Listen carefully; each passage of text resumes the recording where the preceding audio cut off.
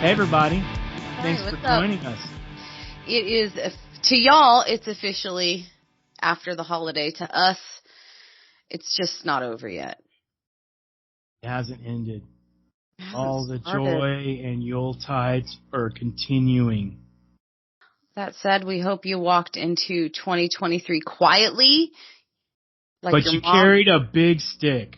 like your mom told you when you went to the grocery store. You don't see nothing, you don't want nothing, you don't need nothing, and you don't have to pee. You know what I used to tell my middle kids before we go in the store?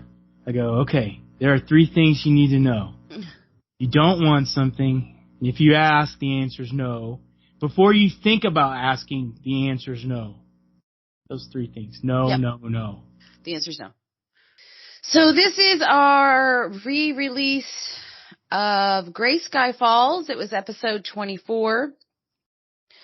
I hadn't actually listened to it in a while. I went back and listened to it the other day. I was like, Did you? That was a really good episode, actually. Did you enjoy it? I did enjoy it. It was nice. I actually should reach back out, I think. You know what? I've Maybe noticed come back. that I know, other than my interview, you've been doing a lot without me. I've noticed that. That's just me. That's just cold. I've been doing a lot without you. A lot of the re-releases without me. Yeah, they're all early ones. So it gives our new listeners a way to go back without having to go all the way back. You know what? They could go back where I started. No, we want to drop stuff from years ago. Years ago. Years ago. I don't know why I sang that. I'm singing everything. It's been annoying. I'm so tired.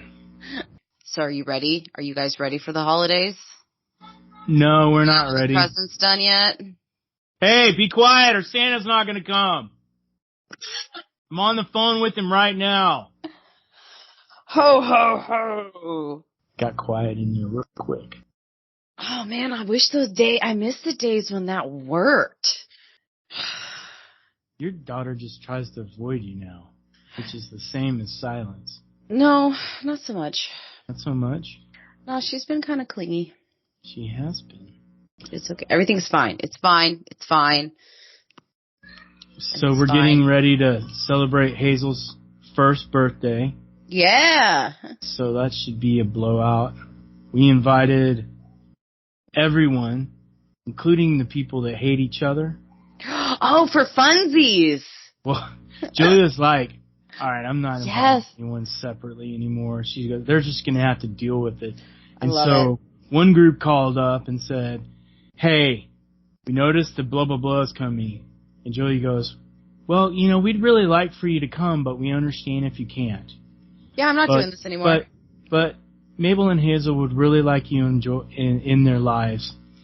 She was just like, she was like a painter, but with like a big oak hand, just momming it up. And then the other group called and said, yeah, we'll be there. We're not afraid. I was like, oh my God, shit. that's going to be a those shit are show. Those are the troublemakers. The ones that aren't afraid are the ones you need. Those are the ones that are like, say it twice. Give me one reason. Take this outside. One reason, just a little more. I don't know the rest. So I don't really think we have any more updates for this one. You don't? Nope, we're going to hop right in. This is the re-release of episode 24. 24. Gray Sky Falls. Okay, listeners, I'm here with Tyler from Gray Sky Falls. And Tyler, why don't you introduce yourself to my listeners? Oh, geez. What's up? Thank you very much for having me on this podcast. We're a heavy metal band based out of, Denver, Colorado. A lot of us live all throughout the metro area, but we kind of base our band there in Denver. Anyway, I think, with the metal scene in particular, everybody's always trying to put us into a particular genre. So if you're looking for a particular genre, I guess you could say we're like progressive metalcore is the best type of genre that I can throw in. And started in 2017 with just me and another guy, and we really wanted to ramp it up, We spent a lot of time on, what our band was wanting to be. Yeah, 2017. been going that long. And how did you guys get together? Man, that's a long story. So I'm gonna way backtrack on this one of, how did we get it started and stuff like that. But it was around 2015. I'm actually a drummer by heart. Like I love drumming. I'll drum for any other particular band. And it started in 2015. I got my very first drum kit. I was 22 years old. I didn't know anything about the music whatsoever. I didn't know anything about it. I just started getting my chops up, getting everything going. And then I found this band on Craigslist, and it was a 4-piece. Dude's not really looking to do anything spectacular. It was like an alternative rock band where yada yada. Me and the bassist in that band, we were really good friends, and eventually when that band did fall out, around that 2017 era, me and the bassist were both like, yo, we do metal. Metal is what we do. So we wanted to get back to the roots of it, so we decided to go ahead and make our own metal band. So that started in 2017 with me and the bassist. That's kind of how we got started. It was, the destruction of one band, getting brand new. Right on. So how many people are in the band now? We got 5 people total, actually. It's a total 5-piece. So me, I'm the lead singer. That's all I do is just scream. And then Dave, the one that we formed a band with, he plays lead guitar, or I guess just guitar, and he also sings a little bit. We got Casey on another guitar, so we got 2 guitarists. We got Ian on our bass guitar, and then Josh Campbell picks up our drums. How are you guys handling the pandemic? It's funny because it varies on music, because I know some jazz musicians that are able to play right now because it's not as crowded of an environment, and like some piano people who are able to go do little gigs because they're able to social distance. But and it's funny because I interviewed somebody else from Denver a little while ago, and they're a funk band, and they were like, we can't perform at all because you're dancing. And I would say with metal it would be the same because you can't really mosh or anything like that right now. So how have you been handling that? Are you still doing gigs or? Yeah, so we actually just had a gig in the Springs, January. I think it was more towards January. We went to Sunshine Studios. Completely social distanced. Right. The Sunshine Studios, they did a really good job of making sure people were distant, stuff like that. That's awesome. But like you're saying, it is a lot harder to be a metal band and not have people who can go to these shows and mosh. In 2020, I mean, Jesus Christ, I don't know anybody who wasn't affected by, the whole entire pandemic in 2020. We had maybe 2 or 3 shows, and I mean, that was a complete shit show. But fortunately for us, right now, and fingers crossed, knock on wood, we got shows coming up. In February and March and April. So have you guys been able to get a lot of practice in at least? We're kind of scaling back a little bit of our practices, mostly practicing at home. With the technology that we have now, it's really, really easy to practice remotely or anything like that. We're doing about once every other week, There's this big space, and I'll give this a shout-out, too. If any other local musicians or anything like that looking for a practice space, we practice at this place called the Band Cave. I think it's off of Holly Street, I-70, somewhere downtown. But if you look that up, they have really, really big practice areas that you guys can social distance. Band Cave. Yep. Definitely. I'll leave that in. So on a personal level, you said you were a drummer. Was it just the fallout of the band that made you pick up the lead singer kind of thing, or was it something you'd always wanted to do? Ever since I was, just getting into high school or even like middle school and stuff like that, my biggest influences were the heavy metal guys like Corey Taylor's, Jonathan Davis's. Always like being on YouTube, watching these live shows and watching how the frontmen present themselves and how they can, control crowds and just fucking hype it up to the best that they can. That was something that I always wanted to do. On a personal level, that's like the bucket list type of a thing. I want to go up on stage and I want to be the one to control that crowd. I want to be the one to scream my lungs out and give all the passion in the world. And it didn't really start like as me just being like, yeah, dude, I know how to do it. I can totally do this. It started actually after I got out of high school and I moved to Denver itself. And with, you know, the uptick in traffic and stuff like that, I always saw and heard myself yelling at, like, traffic and stuff like that. Like, you piece of shit, get out of the fucking way!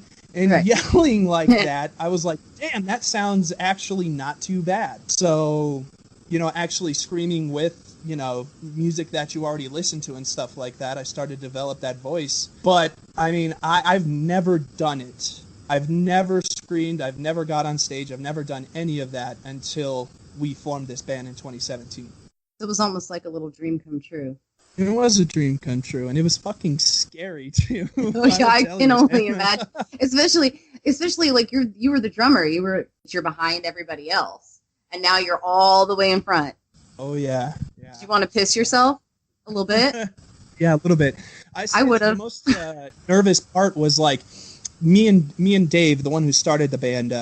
You know, we started on GarageBand. That's just a little basic music thing on Mac. And he put this entire song together with guitars, drums, bass, and stuff like that.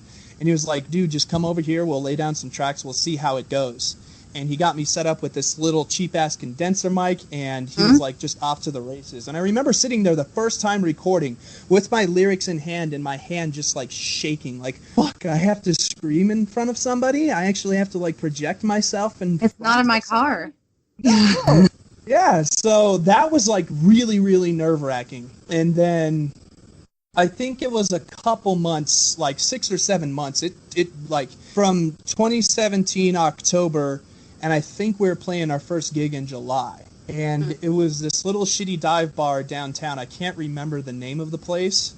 There was like maybe 5 people like sitting at the bar, not even paying attention to us, and maybe some like hobos in the background just not doing anything. And my God, I was still just nervous as all hell. Like I was playing in front of a crowd of 20,000 or something like that.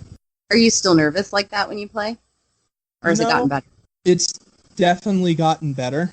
You know, I don't really let crowds like dictate, you know, the size of the crowd dictate how much nervous I get. But I mean, I don't know if this rings true for anybody, but there's always that nervousness just before you're about to get on stage and let loose, you know? Sure. But once you're into it, I mean, once I'm into it, it's second nature from here on out, you know? I still, like, I can't even do karaoke without, like, privately throwing up in the bathroom. It's a problem. No, totally get that. And yeah, I didn't even do any karaoke before Dude, you didn't even practice, like, in front of... No. Well, I mean, you know, in your room, like, when you're 17 or 18 and you got this, you know, microphone and you're just pretending to scream to the crowd and stuff like that. That's the only quote-unquote experience that I had. So you started playing drums. What made you decide to play drums? Or well, I mean, let's take that a little deeper. What made you decide to do music? And how old were you? Gosh. I feel like this might rain for everybody, but, you know, music made an impact on me very, very early. I always remember my dad, you know, when I was 5, 6 years old, just being in his car listening to, like, you know, the radio station, KBPI, all of his mixtapes and stuff like that, just constant heavy metal. And, you know, I got integrated into that. I enjoyed that type of music.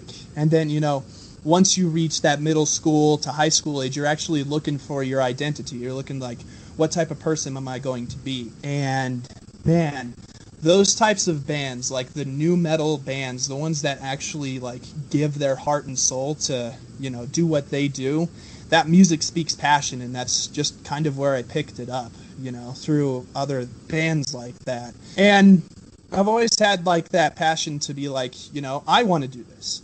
I want to be that person. And I've always had that tick to where, like, I'm always tapping on something. So I figured, why the hell not? Let's get a drum kit. So how old were you when you got your first drum kit? I got my first drum kit. I was still not too young, actually. I was 22 or 23. Oh. So you weren't, like, driving your parents insane? No. Fortunately not for them. So you knew you wanted to do music pretty young. I mean, if you couldn't do music, what would you do?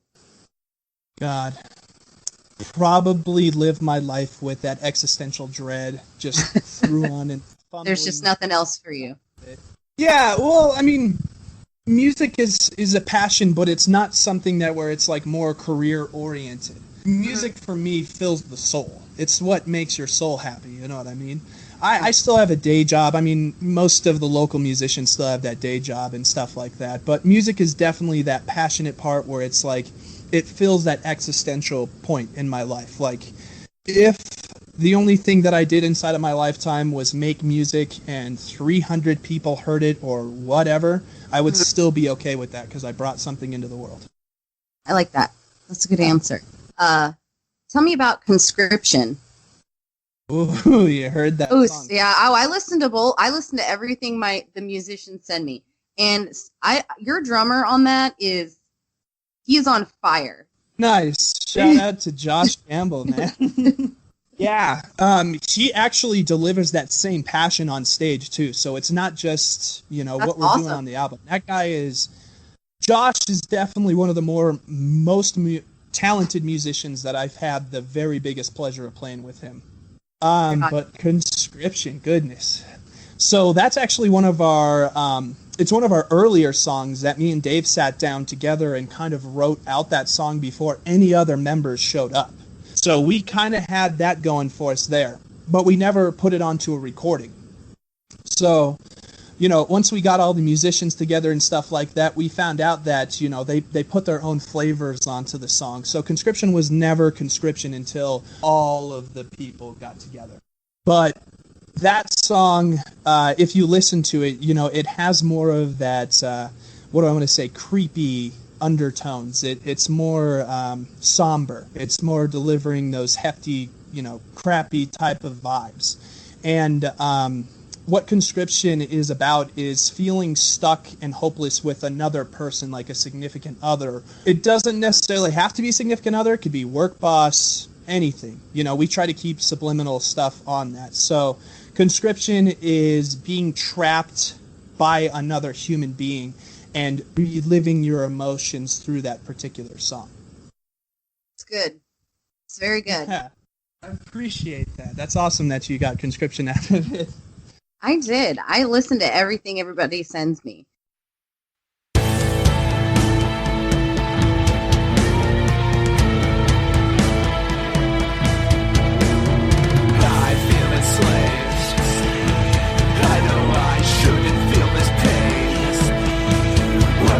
What's wrong with me? If you please just fucking tell me that you love me. I know it's a lie. Maybe this time it will satisfy.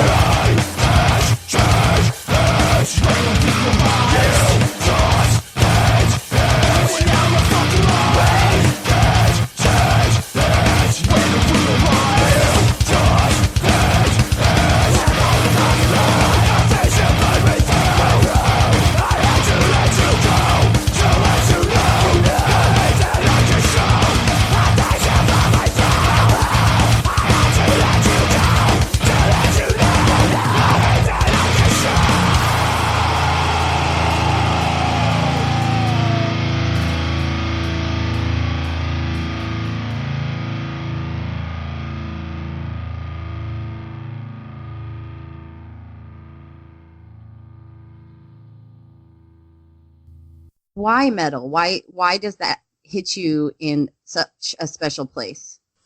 This can be said about everybody else's music, you know. If a person likes punk, or if a person likes alternative, or anything else that you can think of, there's a certain passion that they feel through that music. The artist is delivering them that passion. It's like, this is my expression, and this is what I'm going to give to you. With metal, I've always felt it's emotional, like it's empowering. It's you can say any type of thing that you need to say inside of metal, and the influences that I got are all from frontman in their lyrics. And when you do metal, you get angry, you can get upset, you can get sad, and those particular types of emotions always resonated with me more than any others. And that's kind of where it came from. Plus, I mean, you know, give me a banging drummer and an awesome vocalist, man, I'm there. Right. You can't louse that up. It doesn't even matter what kind of music it is. No, yeah, exactly. Yeah. So it's passion. It's what I look for inside of music. It's what the artists are delivering to me. And again, that can be said with everybody and whatever music that they listen to. I bet you guys have fun shows. I haven't been to a good metal show in a while. Yeah, I haven't. Well, I haven't been to any shows. Yeah. I haven't been to any shows in a while either. I haven't been to any shows. I'm getting really tired of it. Oh God, me too. Yeah. I'm getting, like, if somebody that I've interviewed or something has, like, they do like a little live in front of their computer because they're just dying, I am on it like white on rice. I am just as into it as they are. I'm like, oh, thank you. I've actually seen a couple musicians do that. Like, local artists will just kind of do a little acoustic jam there, or they'll get on live and stuff. I'm really grateful for the internet, because that's really the only way you're getting your content now. Could you imagine going through this without it? Could you, like, the first time we had something like, the last time they had something like this was the Spanish flu. They had no internet. They barely, I don't even think they had radio. If they had radio, it was like barely. Just nothing. Yeah. No. That would be torture. Right. And then I saw a good meme that was like, after the Black Plague, all the paintings were fat chicks eating on couches. I was like, yep, that's why. Yeah, especially during this time. I mean, I've definitely become that fat guy on the couch. Oh, I have gained, I don't even know. I stopped counting. Oh, yeah, I don't even want to count. I was like, I look in the mirror and I'm like, who's this bitch? Who in the fuck is that? Jesus. Yeah, I don't even try anymore. I don't even get on the scale. But I did notice that, like, once I get on stage and I'm trying to do what I'm doing, I've become, like, so I just don't do it as much as I used to. So when I get on stage, man, I am burnt out after, like, the third song. And I'm like, can we please stop this? You know, I've been like, I need a pee break. Yeah. I haven't been able to do it. So I need to get back on it for sure. Somebody hand me some Fireball, because I'm going to need it. Straight up. Really? Actually, that sounds nice. So tell me about The Deceiver. The Deceiver. Oh, gosh, that's another one of our younger songs. We don't even play that in our set list anymore. That's what you sent me. Yeah. I'm going with what you sent me. It's still totally on our Spotify.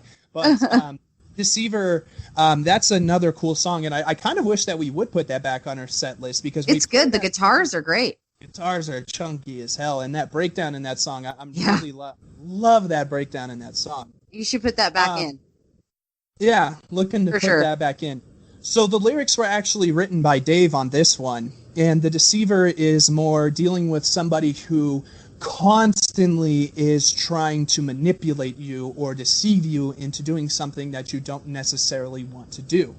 You know, one of our lyrics is, I can see through your lies, I can see your disguise. So that's the subject that we're tackling on that particular song. And, you know, again, Josh, when he put his drums on top of that song, man, it just the next level. I bet you guys have fun shows. Yeah.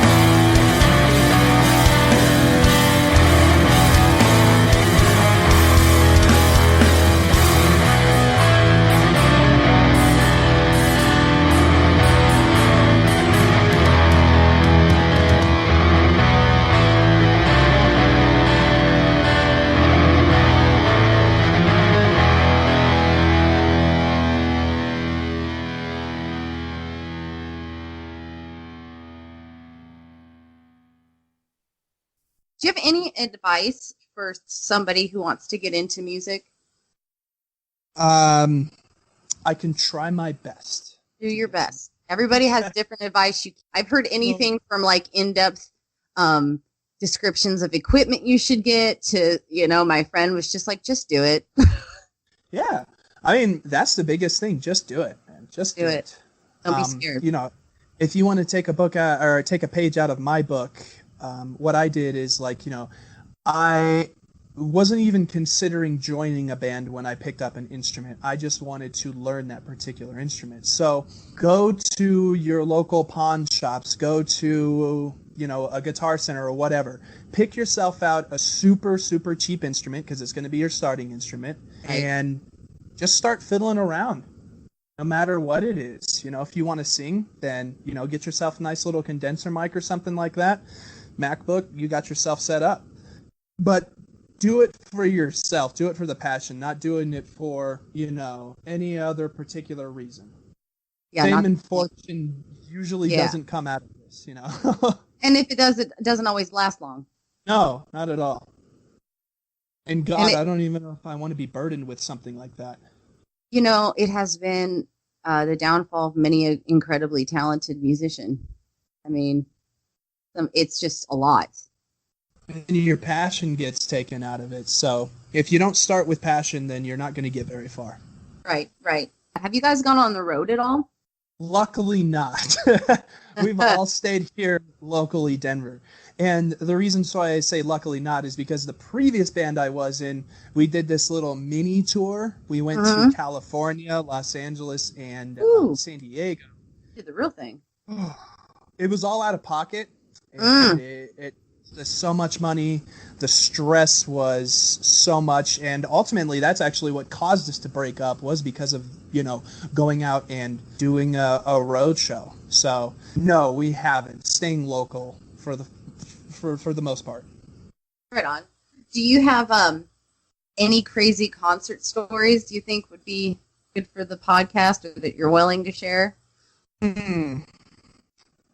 Yeah, a little one. So we were up in Thornton playing a show. I think it was it was in 2019. I want to say last year, because 2020 didn't even fucking happen. But right, it's the year that never. Don't 2020 me. Yeah, exactly. Don't 2020 me. So it was in 2019.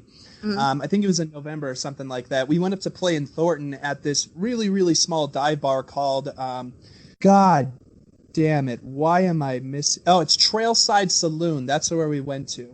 So Trailside Saloon, if you pack everybody into this dive bar, you might be able to get 150 people in there, maybe. All right.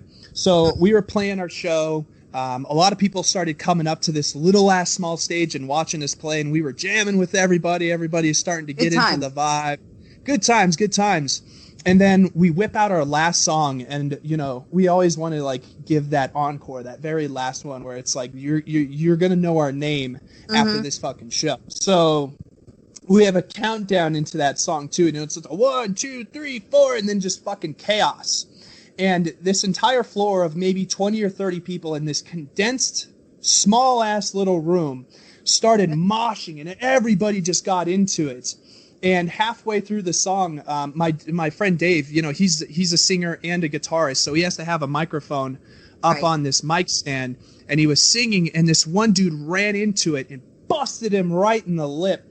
And he was just gushing blood all the way down. We didn't stop that song. That dude was super metal. He just blood all over the place. No microphone, and we were just still crushing it, just jamming and destroying that entire place. That is as hardcore as you get. Yeah, that's one of those memories that's going to go down. I didn't play in front of thousands of people, but the 30 people that were there vibing to my music and busted my guitarist lips, I'll never forget that one. Why don't you tell everybody what your social media is so they can find you? Okay, so our biggest social media platform that we constantly update is Facebook. But we also have an Instagram account, so you can find us on both Facebook and Instagram.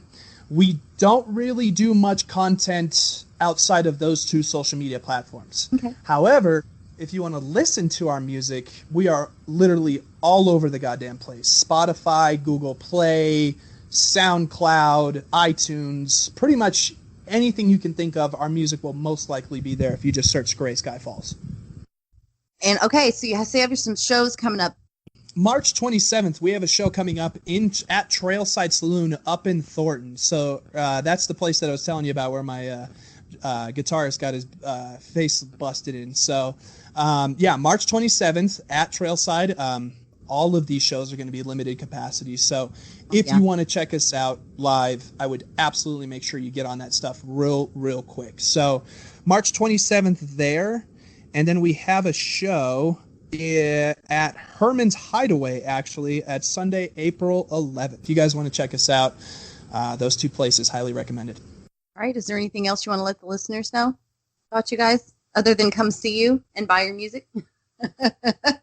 We're really good live. We stride ourselves. I mean, we try so hard to be super good and tight on stage. We pride ourselves on being that local band that you're going to go see, and you're going to be like, holy shit, these guys should be on the next level. These guys should be pro. We really strive to make that happen. We even have backing tracks and stuff like that playing in the back of our music and stuff like that, just to give it that little extra. That little extra sound. Yeah. So, if it's like as good live. Oh, I'm sorry. I totally cut you off. If it's as good live as it is in the tracks you sent me, like, it's got to be a fucking banging show. It's for sure. Actually even a little bit better. All right, listeners, that is Tyler from Gray Sky Falls. Thank you so much for being with us today. I appreciate you. Thank you so much. Thank you for Sound Pollution. Thank you for now. All right, everybody, that was episode 24 with Tyler of Gray Sky Falls. Make sure you drop down into that description section and make sure you show this band some love and support. Also, please show me support and like, follow, and subscribe to Sound Pollution on any platform that you are using.